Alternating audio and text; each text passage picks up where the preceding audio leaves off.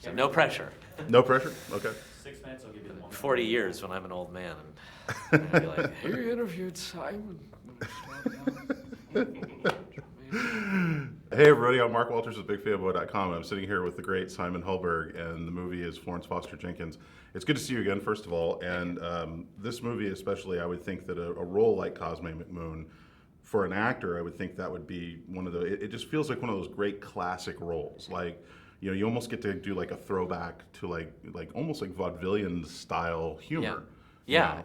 Yeah, it was sort of it's a dream role for so many reasons. Obviously, look who I'm surrounded by in the movie, but it did kind of feel like I was born to do this in some way, because the musical element of it, which is something that I play piano, and that was obviously resonated with me. But I love the silent era. I love screwball and slapstick, and this movie kind of manages to do all of that, and then it kind of slaps you in the face with emotion too, which is Stephen Frears and his genius, and Nick Martin and the script, and it had all the things, So yeah, I got to make some funny faces, and then I got to play some music, and I got to be with Meryl, and it's a very complex, eccentric character. Yeah, I love Frears and the way he directs films.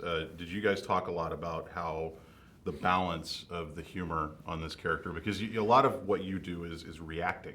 Yeah. And did you guys talk about like how much to kind of rein that in, or just go really broad? Are you saying I was too big? No, not at all. No.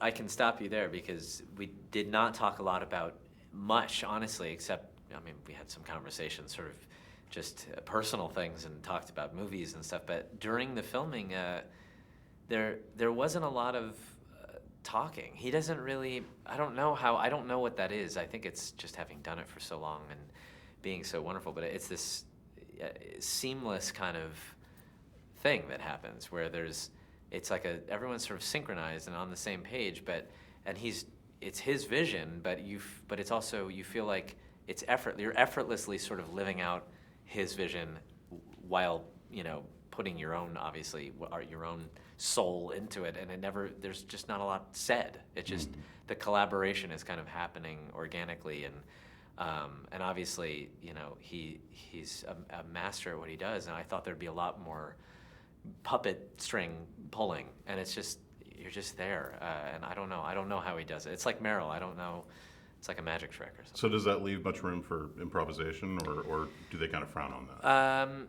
He didn't say one thing one way or another. There were little moments, like I could tell, I felt like I could get away with anything. That was sort of what was scary. He trusted me more than I trusted myself in some way. So, I brought this character there. It was written brilliantly, but I did some things that I thought were maybe bold or would be frowned by, kind of that he might rein me in, and he never did. So I did say at some point, just tell me if I'm, too big or something, because I could tell he didn't really say much, and occasionally he'd come out, he'd sort of do that, or then sometimes it was like conducting. But mostly we brought our own, he trusts everybody, and I think he thinks if you're the actor, you make the character up, and if you want to change a line, and it was just very free. Yeah.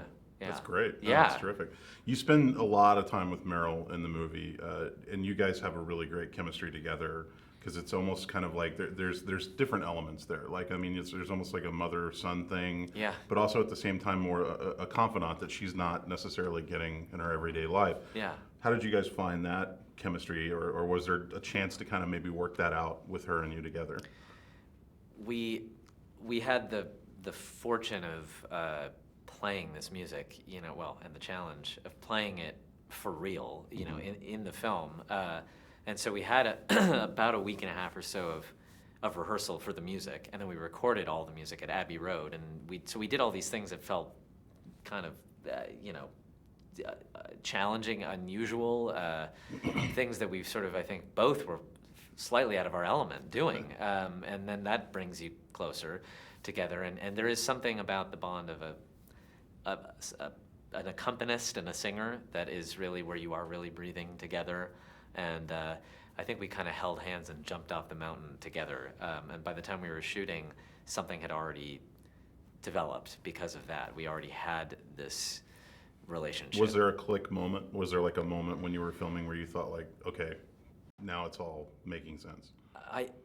The first time that we played the music together in New York, way before we were even shooting, I knew then that we at least we were on other sides of the country trying to craft this weird thing, this atrocious singer and this accompanist, both things. I don't know, it was just an odd thing, and we got together and the pieces sort of fit, and we played the music together, and I thought, oh, I couldn't believe what she was doing. I couldn't believe that she was singing opera in Italian and Russian, and the ability to sing these pieces so close to right. It was just wrong enough, and I thought, okay, we've got that. So I think the click was sort of right away, and then obviously we became sort of close doing it, and I think it just, she's hard to not fall in love with. So I was lucky. I have to wrap this up, but I did want to ask you. Yeah. You were actually born the same year that the real Cosmic McMoon passed away. That's true.